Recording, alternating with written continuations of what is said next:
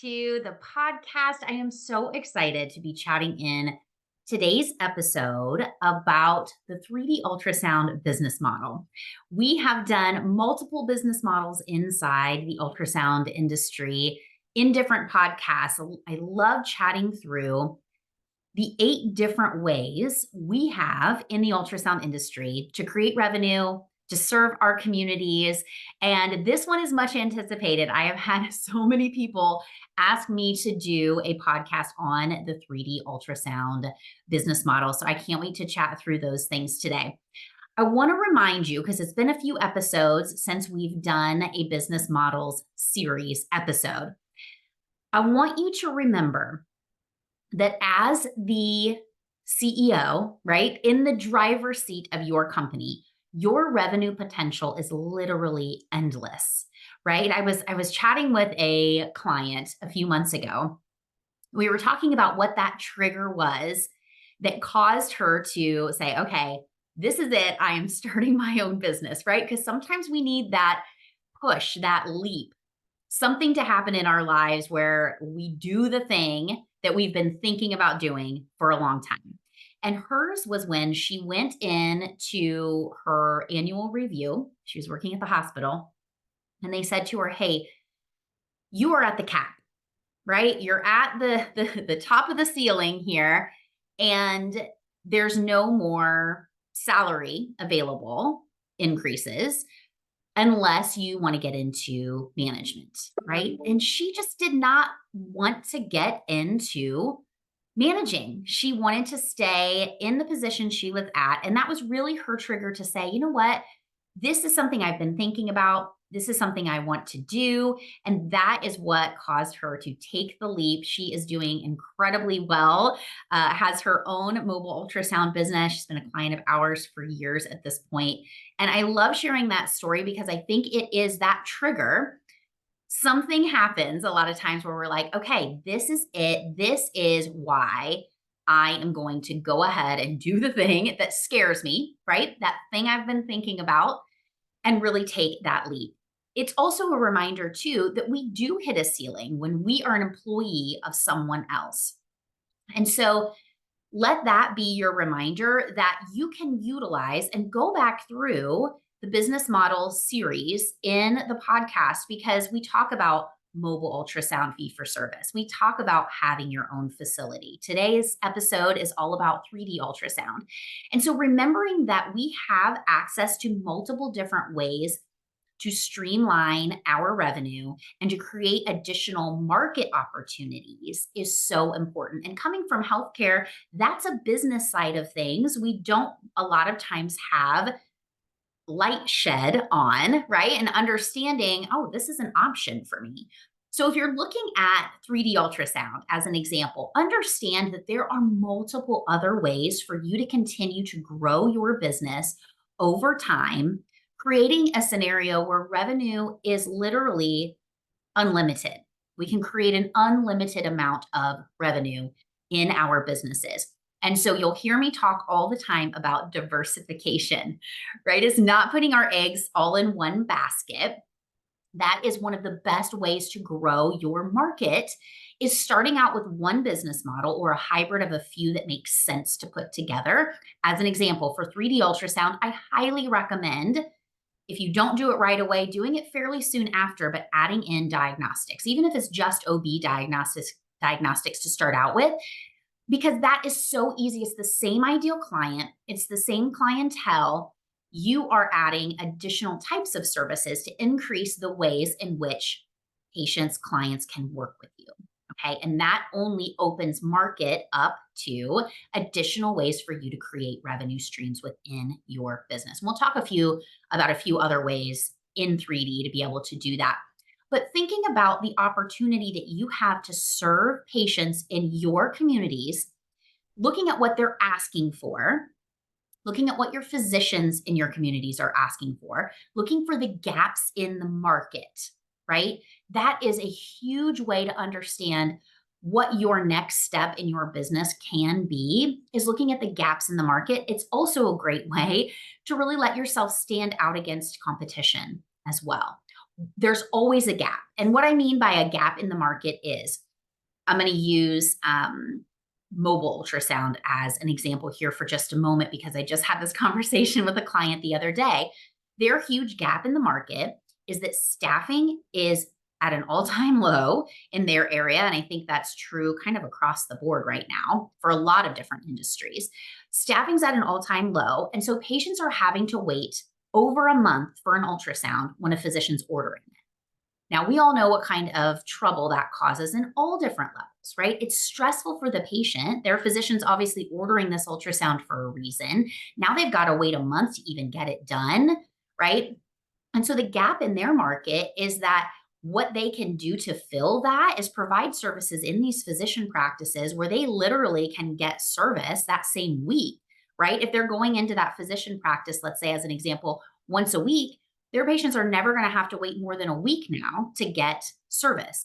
If that physician practice, if they go into one that is, has more practitioners, more patient load, it may even be a scenario where they're going in multiple times a week.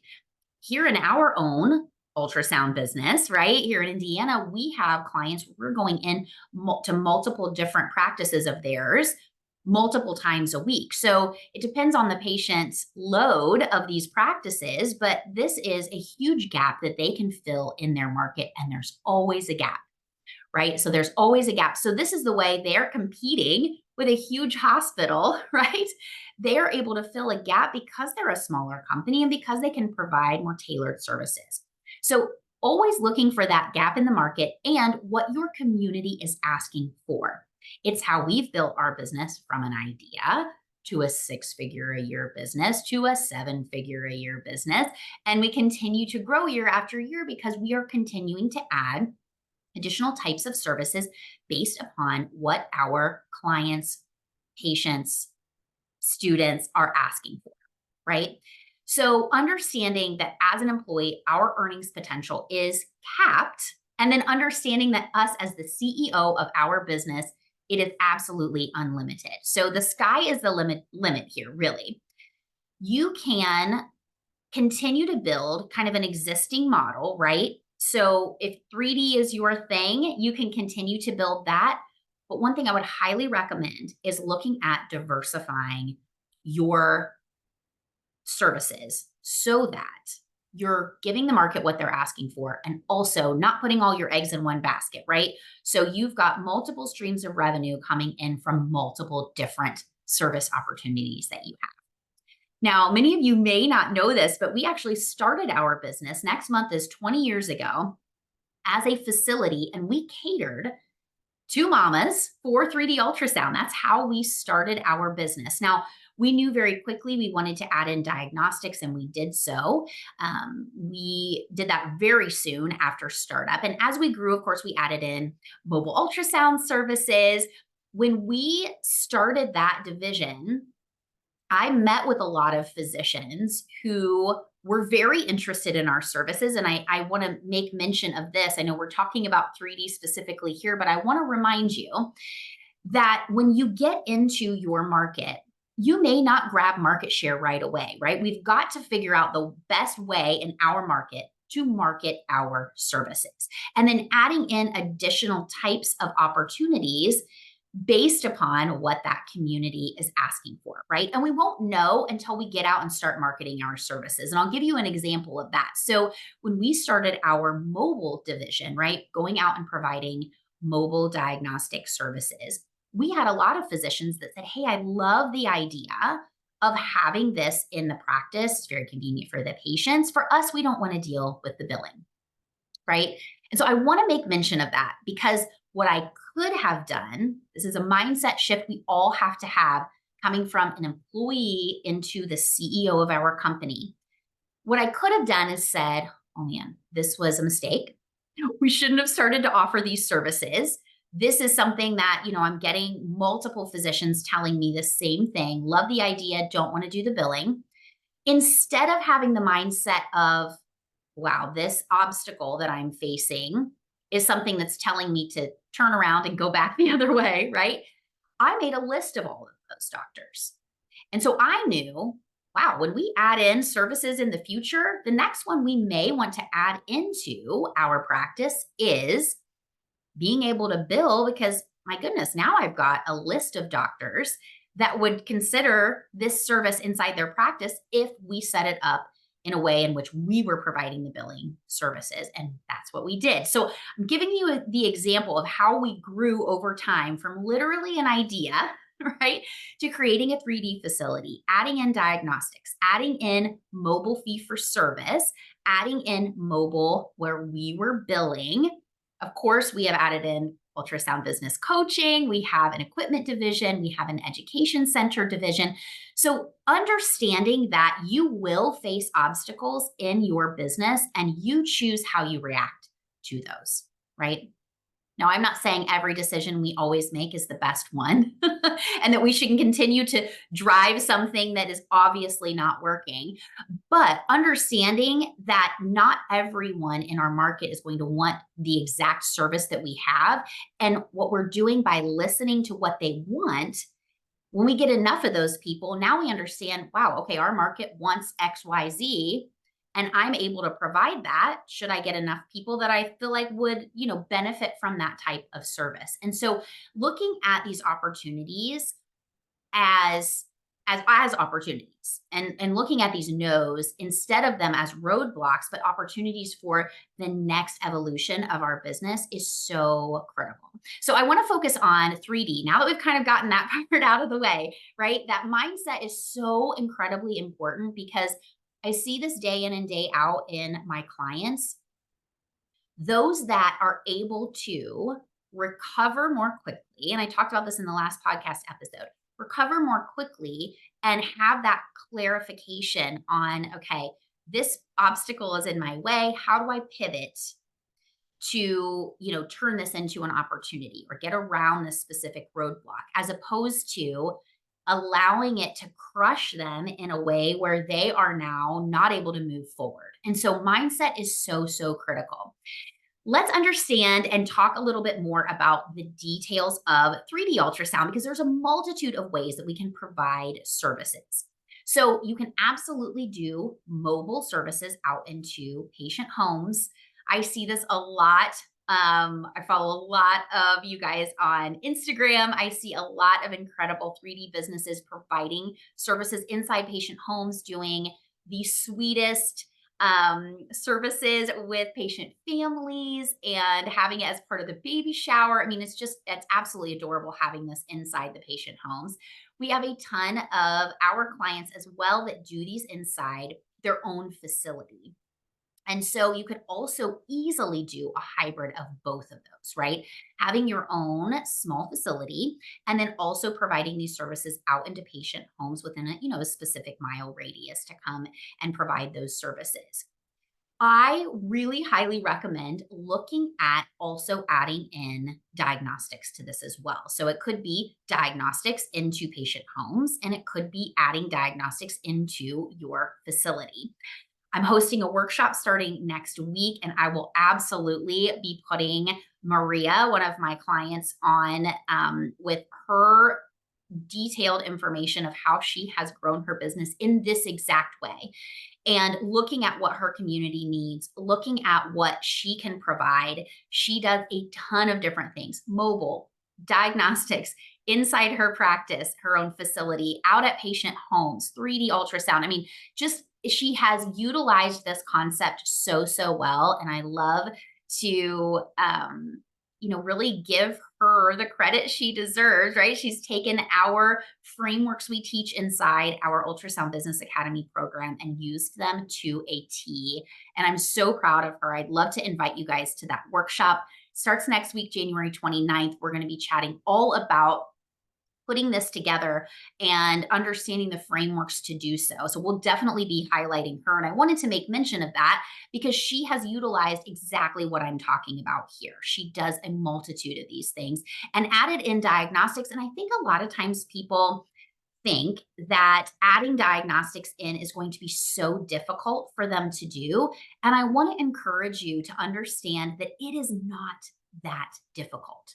Now, if you are looking at getting credentialed with insurance, there is a whole other layer there, right? We have to have a medical director or what Medicare calls a supervising physician. Those terms are usually used interchangeably. You do have to have a medical director if you are going to bill insurance for the patient's exam. Now, if you are taking self pay from these patients for their diagnostic exams, you don't need a medical director. You simply need a radiologist or an OBGYN to be reading these, OB and GYN diagnostic studies, right? You also need a PAC system to be able to push those images to that interpreting physician. Those are basically the extras that you'll need to be able to provide these services. Of course, HIPAA paperwork and patient paperwork and all of those kinds of things.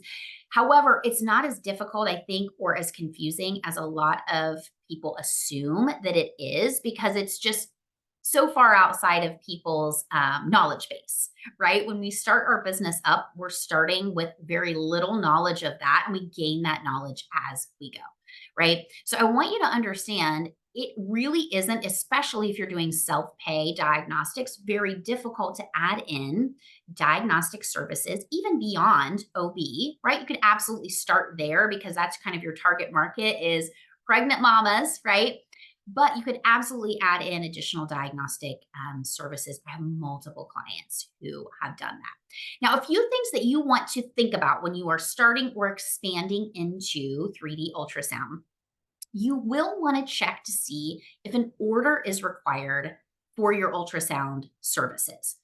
This is important because when we're doing 3D ultrasound, any elective ultrasound, right? Screenings, those types of things, we need to make sure in our state whether or not an order is required for that ultrasound.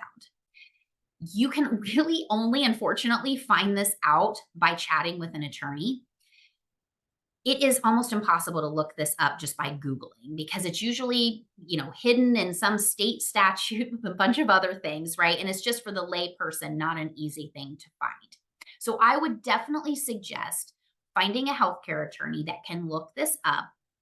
Find someone who works on more of a project-based services rather than a retainer-based service. So a retainer, when you work with an attorney, they will either usually work on a retainer basis or a project basis. Project basis means, I come to them and say, hey, need to find out in my state whether or not an order is required for ultrasound services. Here's the type of thing I'm looking to do.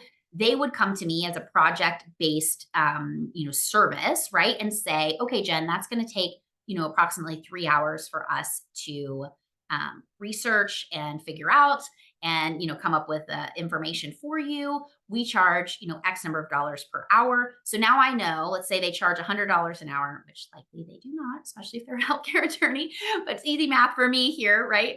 If they charge $100 an hour, they tell me it's going to take 3 hours. I know it's going to be a budget of about $300 for me to figure this out, right? On the other hand, there are some attorneys that work on a retainer basis, and that retainer can be a multitude of different amounts, right? You may have some attorneys that have, a $500 retainer. You may have some that have a $2,500 retainer, which means you pay the retainer up front. So I tell them, hey, I need to find out XYZ about orders in my state. They say, great, our retainer is $2,500. You owe us $2,500. It's going to take us about 3 hours to figure that out at $100 an hour, right? So they're taking my $2,500, deducting out the 3 hours that it took them. And now I have, all of the rest of that money in a bank, so to speak, with them. So next time I need something, it's coming out of that $2,500 until that $2,500 is down to zero. So it makes more sense if you're just needing this one little thing to work with an attorney on a project basis. Now, contracts and all of that are totally different, right? So, I mean, the last contract we had our healthcare attorneys do, I think, was about $15,000. So these little one-off things, though, I would definitely look at hiring an attorney, figuring out if you do find out that you need an order, you can have your reading physician, your interpreting doc, write an order and keep that on file. So you have that on file for everyone. So that's kind of the workaround there if you do find out that you need an order in your state.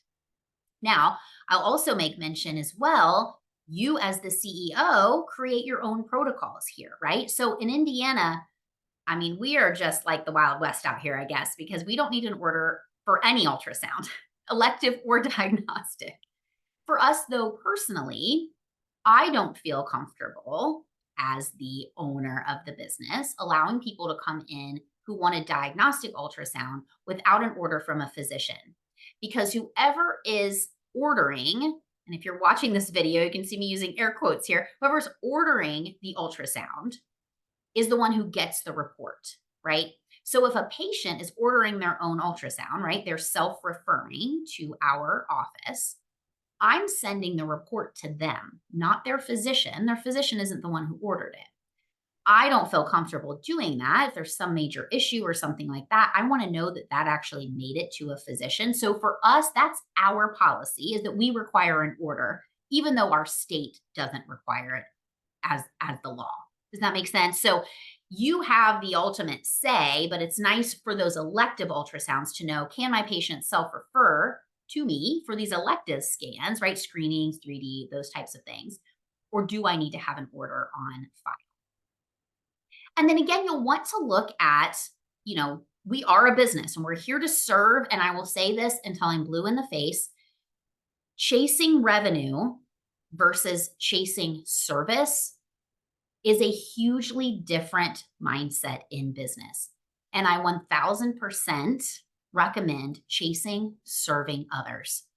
Because when you do that, your customer service is top notch. The services you provide are top notch. Your patients, your clients, your whoever you're working with are going to absolutely love you because you are leading with service.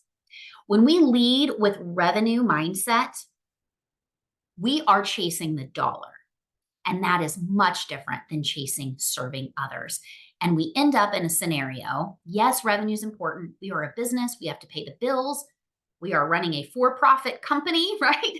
We want to be making profits in our businesses. But at the end of the day, if I'm chasing the dollar, I am chasing the dollar at the detriment of service, at the detriment of my team, at the detriment of all of the things that are really important to provide something that when a student, a client, a patient, whoever you're working with walks away, I want them to walk away saying, wow, that was incredible. I was loved on, I was taken care of. And you can't get that same outcome chasing a dollar. So I highly suggest chasing service with the understanding that when you do that and you do it well, and you also pay attention to metrics and all of that in your business, the revenue always comes. It really does. It really does. I am living proof of that. Absolutely. You want to look at, talking about revenue, you want to look at other opportunities to serve your clients, right? While creating additional revenue streams in your practice. So looking at things about like adding on boutique items for your pregnant mamas, right? Gender reveal items. Some are adding in even like making their facility like a mama oasis, like prenatal massages and all different kinds of things, really catering to the mom in that stage of her life, which I love. So many too are doing those 8K images, which just blow my mind, especially because we started out in 3D 20 years ago. I mean, just the technology and everything has come so far. It's absolutely incredible. So I really suggest looking at, if I'm doing 3D, what other things can I provide that my community needs, that my mamas are going to want, that's going to serve them well and also create revenue streams into our practice. In every business, we want to look at who our ideal client is, right? And I mention that because I have some sonographers that I talk to, even clients that we work with, that they know there are so many options for them to provide these services, and they'll go kind of willy-nilly with choosing things to do, right? So I highly suggest starting with one business model or a hybrid of a few that makes sense to put together. And I mention that because we have to understand who our ICA is, right? Our ideal client avatar, as they call it in sales. We need to understand who our ideal client is because our marketing needs to speak to that one client. So for 3D and OB diagnostics and all of that, we are speaking to pregnant moms. Now, our marketing is also going to, of course, hit pregnant mamas, right? Grandma who wants to buy a, gift certificate to allow them to come in for a 3D ultrasound, or a best friend who's looking for something awesome for their baby shower gift, right? All of that will come, but we want to talk to the one person who is our ideal client. And I mention that because it would be very difficult to start a business and initially from like out the gate do 3D ultrasound and also mobile diagnostics into physician practices, right? Because those are two totally separate ideal clients. One is a pregnant mom. My marketing is going to be like business to consumer, right? I'm going to be marketing to pregnant moms. My marketing needs to look like it's going towards pregnant moms. If I'm marketing to physicians, I am on different social media platforms for that. I'm marketing in a completely different way for that. My marketing looks completely different when my ideal client is a physician. So, not that you cannot add those services in. That is not what I'm saying at all. We absolutely did that. And I highly suggest looking at other options in your area as your business grows, but it's too much to try to do two kind of totally polar opposite business models when you initially start. So I absolutely suggest figuring out one business model or a hybrid of a few that work together, AKA 3D ultrasound and OB diagnostics. Perfect blend. Or doing like a facility 3D and mobile 3D, right? That is a huge benefit to doing a hybrid there, because it's the same ideal client and all of those things. Our marketing is looking the same. It's just a different way in which we're providing the actual services. And then making sure we are focusing on the right types of tasks in our business that are revenue generating tasks that are going to get us people into our door, people creating those appointments as quickly as possible. And it's such an opportunity, this business model, to really serve the patients in our community in more of a fun way, right? And I love that. I also wanted to mention again, if you're looking for more details, right, on there's only so much we can go through on these podcasts, and I like to keep them fairly short so they are easily bingeable, and you guys can listen to these on the way to work or whatever you are doing. I want to offer you the invite to our workshop that we are hosting starting on January 29th.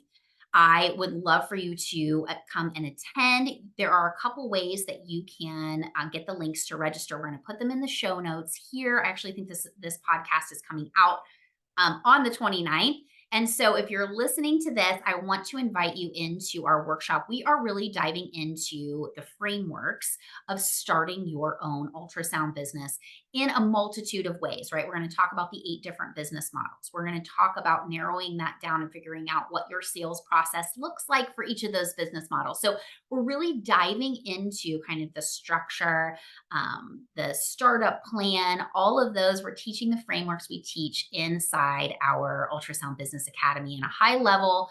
We've got a workbook for you. We're working through all the things, and we'll be live during that workshop series. So there's a couple ways to register. Head down to the show notes here. There is a link to register there. You can hop over just directly to our website, which is aic-ultrasound.com. You can come hang out with me on social media and DM me the word workshop, and we will make sure to get you that link.